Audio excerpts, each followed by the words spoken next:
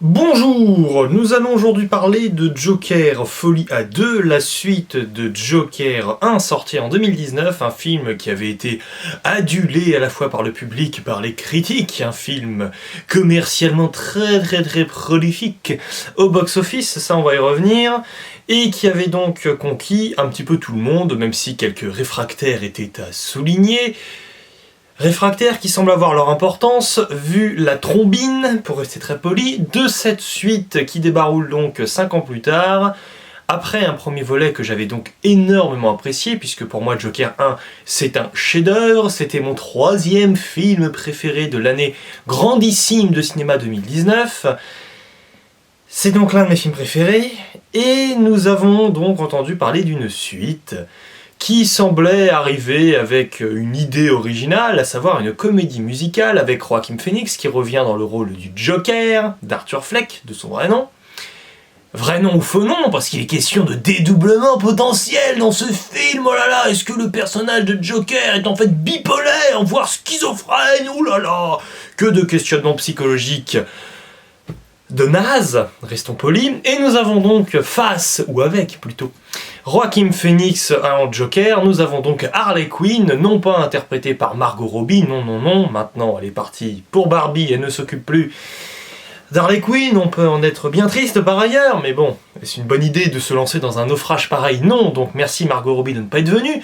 Nous avons donc une chanteuse, en la personne, aussi actrice d'ailleurs, en la personne de Lady Gaga, qui débaroule comme Joaquin Phoenix pour le chèque, c'est bien, on est content pour eux, pour une comédie musicale dans Gotham City, dans une sorte de mise en scène pourrie, où vous ne voyez que d'eux, avec un fond vert pourri également, où il n'y a rien, littéralement, et avec des chorégraphies qui laissent à désirer, des paroles qui ne font aucun sens par rapport à ce qui est raconté dans le film, puisque le problème du film, justement, je fais complètement toute la critique dans le désordre, mais c'est pas grave, c'est un film original, donc parlons de ce film de manière originale, et de cette déception de manière originale.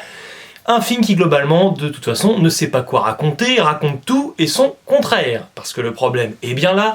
Joker 1, c'était un film qui essayait de réinventer le personnage du Joker. L'idée globale et générale, c'était de nous expliquer que le personnage d'Arthur Fleck devenait le Joker, une sorte d'emblème pour toute une partie de la population de Gotham City. Si l'on schématise, en gros, ça permettait aux pauvres de se rebeller contre les riches. Il y a eu des critiques de la part de certains concernant en gros, un film qui essaie donc comme ça de soulever les masses et qui serait démago. Moi, je n'ai pas ressenti le film comme cela. C'est un film, Joker 1, qui était pour moi sorti à point nommé, en période de gilets jaunes en France, par exemple. Donc, il avait pour moi anticipé au moment du développement du film, justement, toute une atmosphère sociale et sociétale. Donc ça, c'était très intéressant et très visionnaire. Et le film est vraiment, comme ça, pof, arrivé à point nommé comme il le fallait.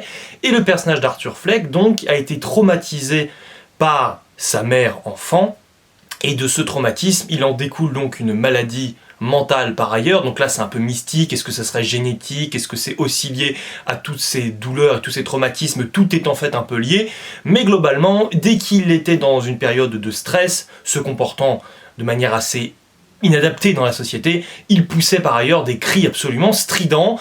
Joaquin Phoenix qui ici joue de nouveau très bien, j'ai envie de dire en tant que tel d'ailleurs, le Joker, hein, c'est-à-dire Arthur Fleck avec une corpulence complètement adaptée évidemment au personnage, il a perdu beaucoup de kilos de nouveau, donc il est tout maigrichon. Alors je sais qu'il y en a, ça leur paraît complètement fou de voir quelqu'un de si désossé. Bon, moi étant assez mince et assez maigre, bon moi je suis là, oui, il y a un beau parti pris, mais je sais que d'autres personnes sont bien plus impressionnées par le corps, on va dire, de Joaquin Phoenix que moi, mais il y a quand même une vraie métamorphose qui se ressent, bien sûr, hein, et il n'est pas aussi balourd que dans d'autres films, bien sûr, c'est normal. Donc merci à lui de s'être investi à ce niveau-là. Bravo. La gestuelle est toujours là, une gestuelle où tu le sens quand même complètement lancé dans son délire, mais le problème c'est que là en fait dans cette suite, contrairement au premier film, tu le sens oui dans son délire et tu sens qu'il veut donner le maximum bien sûr, mais il n'est pas habité, il n'arrive pas non plus donc à incarner ce qu'il est censé incarner parce que c'est bien ça qui pêche. Le film est vraiment complètement mal fichu et boursouflé de bout en bout malheureusement, parce que d'un point de vue thématique et de la caractérisation des personnages surtout, et de ce personnage en particulier, c'est un désastre total. Le film est tiraillé entre plusieurs visions qui se contredisent malheureusement.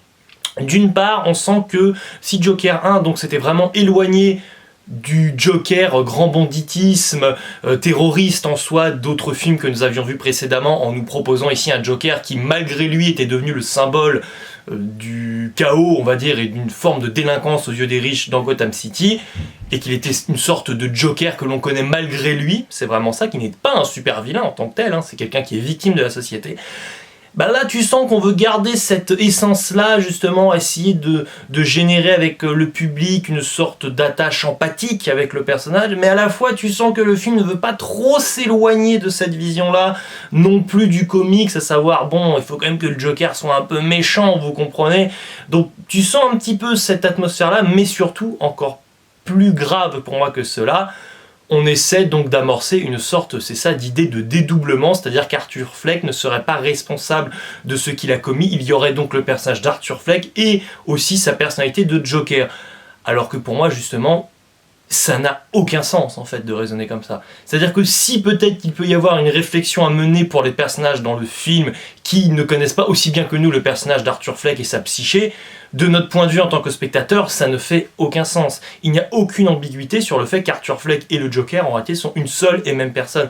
Et en tant que tel, oui, si on réfléchit bien, le Joker n'existe pas vraiment. Bon, mais seulement c'est pas du tout exploité, ce sont des phrases qui se sont balancées comme ça dans le film qui donc se lance aussi dans une idée de procès, qui n'est pas sans rappeler, c'est pour ça que le film pour moi est tiraillé, qui n'est pas sans rappeler l'idée qui a été avortée avec la suite qui était promise à The Dark Knight, puisque Heath Ledger, l'interprète à l'époque du Joker, est décédé, donc ils ont complètement changé leur plan, et tu sens ici que nous avons une sorte de suite de Dark Knight, pas trop assumée non plus, mais qui pourrait l'être, mais ce film se comporte à l'arrivée quand même comme une sorte de making-of de Joker 1, à vouloir tout démystifier. Nous retrouvons un personnage comme Joker, nous retrouvons d'autres personnages qui étaient déjà là dans Joker 1, mais ça ne fait plus aucun sens ici, mais plus aucun. Nous retrouvons la voisine du Joker, le nain qui était l'ami d'Arthur Fleck avant qu'il y ait un bain de sang. Ça ne fait aucun sens. Ce sont des personnages qu'on n'aura jamais dû revoir parce qu'il y avait encore des traumatismes en fait liés à Joker 1. Arthur Fleck dans Joker 1 a traumatisé des personnes, voire même il peut y avoir l'ambiguïté concernant la voisine qui l'ait tuée, mais ici toute ambiguïté est effacée, la subtilité est à oublier pour un ensemble, c'est ça, complètement boursouflé, avec dans Joker 1 Arthur Fleck qui fumait de temps en temps et qui dansait un peu, et là on est par exemple rien qu'avec la cigarette, dans un délire complètement extrême où le gars est sans cesse en train de fumer, mais c'est plus fumé juste pour montrer un peu le côté tiraillé du personnage, le gars chaotique. Là on en est au stade où c'est juste une sorte d'apparence, quoi. C'est pour se donner une apparence un peu de dingo, genre je me mets à fumer, puis je fume aussi avec Harley Quinn, et puis on se renvoie la fumée dans la bouche de l'autre. Mais ça semble complètement factice en fait, c'est complètement artificiel à l'image malheureusement de la mise en scène lors de la comédie musicale. L'idée d'une comédie musicale c'était un bon point de départ pour se démarquer complètement de Joker 1 et proposer un film différent, parce qu'en fait Joker 1 tel qu'il était conçu, ça fonctionne comme un one shot en fait, il ne doit pas y avoir de suite. Mais une suite très éloignée de Joker 1, pourquoi pas. Le souci c'est qu'encore une fois le film se prend les pieds dans le tapis puisqu'il y a un problème dans la conception même du film, puisque si Joker 1 s'éloigne déjà beaucoup des comics, et si Joker 2 essaie de se démarquer encore plus de Joker 1, on va peut-être perdre l'intérêt du public. Mais pourquoi ne pas assumer au moins une vision, quitte à ce qu'on en oublie un peu que ce soit le Joker, parce que là, en tant que spectateur, on a différentes informations contradictoires, on est complètement perdu. Le personnage d'Harley Quinn, c'est Harley Quinn sans lettres, clairement, c'est-à-dire que déjà elle ne s'appelle pas vraiment Harley Quinn, on l'appelle Lee, bon ça encore, mais surtout donc le personnage, on a complètement renversé sa psychologie des comics où normalement il y a une dépendance clairement d'Harley Quinn pour le Joker. Là on essaie de proposer une sorte de relecture qui se voudrait visiblement féministe d'ailleurs, c'est presque l'intention, on a l'impression, mais ça tombe complètement à l'eau, c'est complètement contre-productif, mais là ça serait plutôt justement au contraire la femme toxique. Enfin c'est très particulier, on sent vraiment ce que les films des fois essaient de faire, mais avec des informations comme ça contradictoires, se prend les pieds dans le tapis donc tout seul, et à l'arrivée on ne comprend pas, c'est une sorte de boulgui-boulga assez désagréable où Casimir se régalerait, mais nous en tant que public, en tant que spectateur, on est un petit peu consterné disons, face à l'absence en fait de direction du film, et on en reviendra dans une partie spoiler, mais avec une sorte de facilité finale à l'arrivée pour essayer de clore un peu le tout pour faire croire que c'était complètement organique, mais ça n'est évidemment pas le cas. Et c'est dommage parce que la mise en scène et la photographie en tant que telle sont toujours réussies, seulement pas du tout lors donc des moments de comédie musicale, et là c'est dommage parce que pour les moments de comédie musicale, nous sommes dans Gotham City, il y avait donc moyen de proposer quelque chose d'absolument exceptionnel, d'absolument spectaculaire, de jouer sur la folie des personnages qui ici est appelée folie mais n'en est pas une. En réalité les personnages ne sont pas fous du tout, tout est rationalisé, c'est ça, rendu réaliste à souhait, et on en demande presque à l'équipe du film pourquoi en fait le film s'appelle Joker et pourquoi on est censé avoir Harley Quinn, parce qu'à un moment donné si tu t'éloignes à ce point là des personnages qu'on est censé quand même connaître un peu des comics, il faut peut-être juste changer un petit peu l'univers, parce que là franchement c'est dommage de ne pas exploiter Gotham City. Il y a juste une scène de comédie musicale qui à mon sens est réussie, c'est cette scène justement où nous avons Joker et Harley Quinn qui essayent de sortir de l'asile hôpital ici d'Arkham. Et là, c'est un bon moment parce qu'il y a des feux de projecteurs, il y a les personnages qui sont dans une sorte de fantasme, mais ça reste rattaché à du réel. Il y a d'autres personnes qui gravitent autour de ces deux personnages et qui contribuent quand même à rendre la scène un peu plus fantastique, disons aussi. Et de ce fait, il y a tout un rapport au fantasme qui prend mieux. Parce qu'en fait, le problème, c'est souvent ça, c'est que le film peut être spectaculaire ou cherche à l'être, mais seulement lors de moments de fantasmes qui sont complètement déconnectés de la réalité. Alors que là, tu sens que nous sommes en train d'assister à une perception qui n'est pas la réalité, mais qui reste un événement qu'ils sont en train de réaliser. Ils essayent vraiment de sortir d'Arkham. Tu te doutes évidemment que dans un monde un peu plus réaliste, ils n'y procéderaient pas ainsi, ils essaient de s'évader d'une autre manière, mais là, c'est ce qui nous est proposé. Là, il y a une sorte de relation entre ce que tu vois et la réalité qui prend, mais sinon le reste, c'est complètement à chaque fois déconnecté de la réalité, et tu te demandes vraiment ce que tu fais devant un film beaucoup trop long pour ce qu'il a raconté, qui est presque tout sauf un film digne, c'est ça, d'être une suite de ce chef-d'œuvre qu'était Joker 1. Et le problème, c'est que le film viendrait même aussi entacher des scènes de Joker 1, en ne comprenant visiblement même plus les symboliques que pouvait avoir Joker 1, notamment concernant les escaliers, rien que ça, ou l'assassinat qu'avait commis en direct télévisé Joker. Et ça c'est vraiment problématique, c'est que c'est la même équipe du film, jusqu'à la compositrice qui ici vient recycler ce qu'elle t'a déjà pompé dans Joker 1, où elle avait quand même eu des idées, notamment au violon, qui étaient assez exceptionnelles. Là, on ne lui a rien demandé de neuf en fait, et c'est ça qui est dommage, c'est qu'il y a un vrai souci entre les intentions visiblement du film de se démarquer de Joker 1 et des visions de comics, mais à la fois cette crainte d'oser proposer quelque chose de nouveau, parce que tu sens justement aussi le spectre des rares personnes qui n'ont pas apprécié le film, et cette volonté visiblement de Todd Phillips, ce réalisateur, de chercher à se dédouaner de ce qui n'a pas été compris dans le film précédent. Eh bien, oui, le film Joker 1, comme beaucoup de films, c'était libre cours à l'interprétation.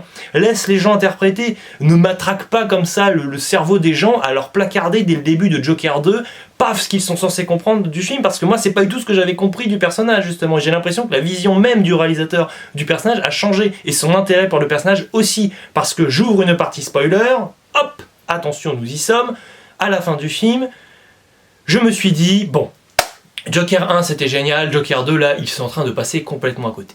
Espérons qu'à tête opposée, ils nous proposeront un Joker 3 qui rehaussera le niveau. Et là, paf, au moment où je me dis ça, que se passe-t-il? Arthur Fleck, Joaquin Phoenix, le Joker, est tué à la fin du film dans la prison alors qu'il est en train d'être transféré dans un autre bloc. Bon. Et là je me suis dit, d'accord. Joker 2 c'est clairement pensé pour être une machine à fric absolue. Ça n'a été fait que pour l'argent, ce film. Je déteste dire ça, mais là, c'est le cas. Je le sens. Et je pense que le public le sent parce que le film est en train de s'éclater complètement la figure au box-office.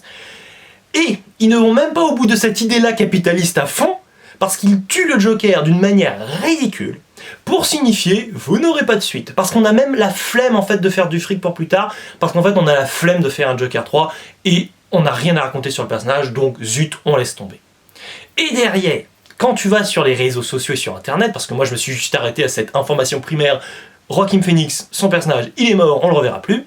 Alors déjà, avant de parler des théories internet, on peut déjà se dire, bon, vu que tout le film est malheureusement lié à ce problème que tout est quasiment fantasmé et qu'il n'y a rien de crédible et que c'est relou jusqu'à la scène de procès dans le tribunal, où à un moment vous avez le juge ou je ne sais trop quoi qui dit à Joker qui est déguisé en clown, attention, hein, ne faites pas n'importe quoi, attention, on est dans un tribunal. Mais le problème c'est que le Joker a tellement déjà pris d'assaut le tribunal que dans son influence que tu ne comprends pas, d'ailleurs influence bizarre du tribunal, hein, où d'un coup, quand le Joker est dans une situation favorable, t'as tout le monde qui s'extasie, et de l'autre côté, après tu sais pas pourquoi, alors que ce sont les mêmes personnes visiblement au tribunal, t'as tout le monde qui est là en train d'être déprimé parce qu'il est en train de s'en sortir. Donc c'est très très bizarre, il y a un vrai problème, c'est complètement dichotomique, ça n'a aucun sens. Mais pour en revenir à ce que je voulais dire initialement, nous avons donc un problème ici avec le Joker qui consiste tout simplement à vouloir nous faire dire ici, attention, accrochez-vous, que visiblement, depuis 2 films, nous n'avons pas vu le vrai Joker, et que le vrai Joker est l'assassin de notre Joker que nous avons vu. Et là, c'est ridicule. Ça ne fonctionne pas. Ça n'a aucun sens. C'est ridicule. Donc, l'assassin ici de notre Joker qu'on suivait depuis le début serait donc le véritable Joker qui se serait inspiré de ce faux Joker pour devenir le vrai Joker. Mais le Joker, ça ne fonctionne pas comme ça, hein. Le Joker est fou par lui-même en fait. Il n'a pas besoin d'être influencé comme ça, de cette manière-là par les autres, pour devenir le Joker. Et surtout, ça voudrait dire que le Joker, le vrai Joker, deviendrait le Joker par comparaison à un faux Joker. Ça ne fait aucun sens. Aucun sens. Et surtout, on le sait déjà, ça ne sera probablement pas exploité pour une sorte d'autre Joker, un Joker 3, un Joker 1 bis, un Joker 1 prime. Ça n'a aucun sens. Je referme la partie spoiler pour malheureusement vous déconseiller de voir ce film. Si vous n'avez pas vu Joker 1, de toute façon, n'allez pas le voir, parce que certes, vous n'aurez pas le jeu de la comparaison qui est très défavorable à ce Joker 2, mais Joker 2 fait tellement toujours écho à Joker 1 et s'empêche d'exister, malheureusement, sans respecter, d'ailleurs, c'est ça qui est fort, hein, c'est que sans respecter Joker 1, il y fait quand même toujours écho malgré tout, cherchez l'erreur et le paradoxe. Donc, si c'est votre cas, ne voyez pas le film, et si vous avez adoré Joker 1 et que vous n'avez pas encore vu Joker 2, que vous hésitez à aller le voir, franchement, ravisez-vous, parce que le film ici est tellement mauvais et tellement mal pensé qu'il en arriverait presque à entacher des scènes de Joker 1. Donc moi je suis dans un déni, le déni c'est que ce film en fait n'existe pas. Ici je m'énerve une dernière fois contre ce film, mais après je vais me dire, ce film n'existe pas.